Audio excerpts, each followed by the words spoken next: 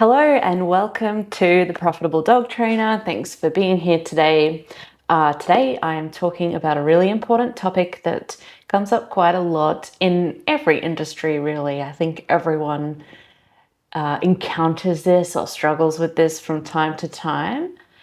But being a dog trainer and being that I help dog trainers to grow successful businesses, we're going to talk about it specifically to the dog training industry, and that is comparison and avoiding falling into the comparison trap when you're looking at other trainers, other people in the industry, and comparing yourself to them.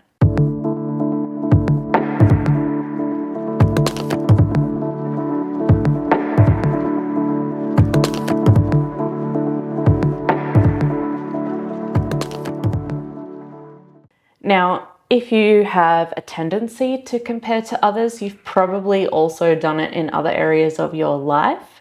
So if you do have a tendency and then you start a business, it's really easy to fall back into that habit in regards to your business. So let's talk about it. First of all, why is this an important topic? Well, most people come across the feelings of comparison from time to time, but when it comes to your business, comparison can be such a trap because it can really damage your confidence. And when your confidence is damaged, it affects everything. Your mindset affects everything. And if you're putting yourself down, doubting yourself, and lacking confidence, it's going to affect your daily actions, both conscious and unconscious, that you may or may not take towards growing your business. So for example, if you are comparing to someone else and you start beating yourself up in your mind that you don't look as good as them, or you can't do as well at dog training as them or something, then it can start to make you really feel like crap. And if you feel like crap, you are so much less likely to feel motivated, passionate, and excited about doing things to grow your business. It's going to be harder to put yourself out there if you're telling yourself, oh, well, I'm not that good at what I do, or I don't look good on camera like she does, or something like that. It's just going to hinder you and be a roadblock to doing many of those sorts of promotional things, especially that help your business to grow. Now, one of the biggest ways that the comparison trap comes up is social media. And you probably knew I was going to say that because it's a huge problem. It happens in a lot of different areas of life as well. But when you open Instagram or Facebook or YouTube, whatever it is, and you're looking at other dog trainers and you're seeing their best of their best stuff that they put out, because of course they will. That's what social media is for. And of course they'll put out the stuff that looks the best to promote themselves. You can easily forget that they also have personal struggles, and they also have put a lot of time and energy into getting to the point that they are today. It may be their chapter 10 and you're comparing it to your chapter 1, and you're seeing this polished version of things. It's all going super well, but it's edited, it's curated, it's the best parts picked out, it's the highlight reel. And so you can't accurately judge a person's situation or much about them really just off what they put on their social media. This can really set you off on a downward spiral if you start looking at these things on social media and thinking that it's supposed to be that perfect all of the time. And then that can affect your confidence, like I said before, and your mental health. And if your mental health is affected, that can affect every area of life negatively. Your relationships, your health, what you want to eat, your sleep, overthinking, your exercise habits, and of course, your business. And the way that it affects your business is it stops you taking action in the same way that you would if you were feeling good about yourself and building yourself up, or it stops you taking action altogether. When you're not feeling confident about yourself and your abilities, it can even affect how others may view you without you even being conscious of it. So if you're not confident, you're going to come across completely differently in things like a sales pitch or a promotional video than you would if you were feeling confident. And that can affect whether or not the person you're talking to goes ahead and signs up and buys something from you. And so it can have a really drastic impact on every part of your life and business, including your income. And this channel is called The Profitable Dog Trainer. So obviously we want to do things that will increase our income and profitability, not damage it. Something that's important to know is that success is not a one-size-fits-all thing.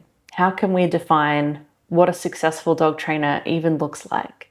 That's going to look totally different from one trainer to the next, because we all have different goals and paths that we've taken to get here, experiences that shape us and how we train and how we conduct ourselves. And that molds the person into who they are and into what they put out there and the results that they achieve.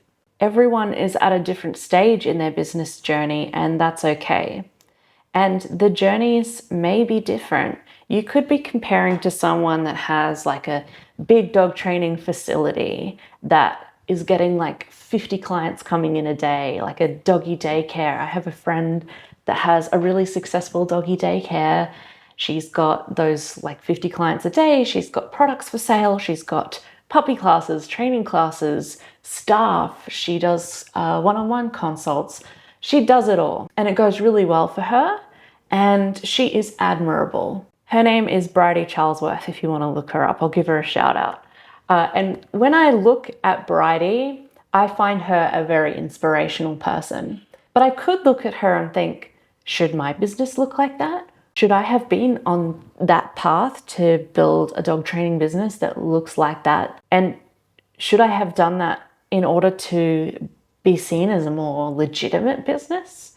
But I don't want that style of business. And if I wanted it, I could do it.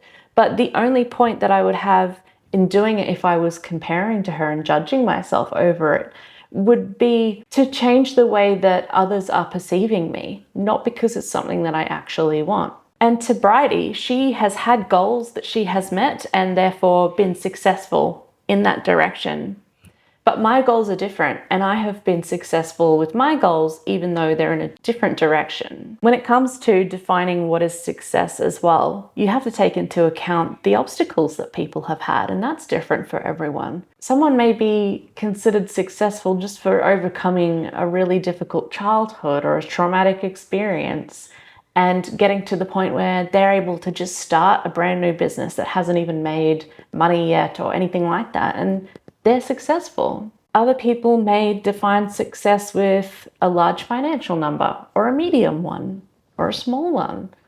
You could define success that you've been able to get one client and get them a result. It's okay for everyone to have a different definition of what success is. And it's okay that we all have different markets, different target customers, and different business models. Okay, so what can we do about this? We know that comparison is not great for us and our mental health or our dog training businesses. So if we are falling into this trap and we're noticing that it is causing a problem, what can we actually do about it? Well, as you know, when you're changing behavior, including thought patterns that you automatically go to, it takes repetition of the new behavior until the old behavior is replaced. Same for our thoughts. So if you notice that when you see someone that looks amazing on social media at whatever they're doing, and you notice that your automatic thinking habit is to compare yourself and start to put yourself down for the things that you're not doing, that they are doing, then start to practice a new thought habit. Start to practice thinking of how they can be an inspiration to you and how their success means that it's possible and sets a good example of what is possible if that is what you want.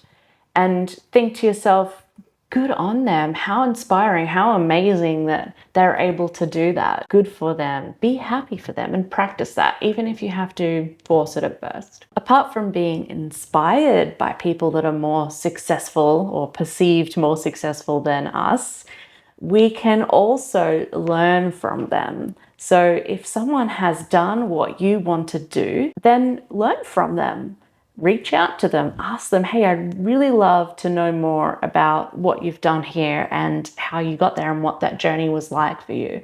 Ask them, was it hard? And I bet they say there was lots of obstacles to get there. And if you can't ask them, if they're not reachable or you don't feel comfortable reaching out to them or they're famous or something, then you can still learn from them. You can take it all in and look for things that you can learn from in their examples, as well as looking for that inspiration that they give. When you're first recognizing that comparison might be a problem for you, then practice being mindful of when it pops up and have a plan for what you'll do. So for example, if you are noticing that when you scroll Instagram, you start to feel a bit negative after and like it's put a dampener on your mood, then be mindful of it and have a plan that, okay, as soon as I start to feel that, that is my trigger to know it's time to put that down and go and do something that makes me feel good. You can also limit your social media use on the whole, because I think most of us need to use our phones and scroll less. I know I do. And then you can focus on your own growth and your own habits and your own journey and plan to get to whatever you define as success for you.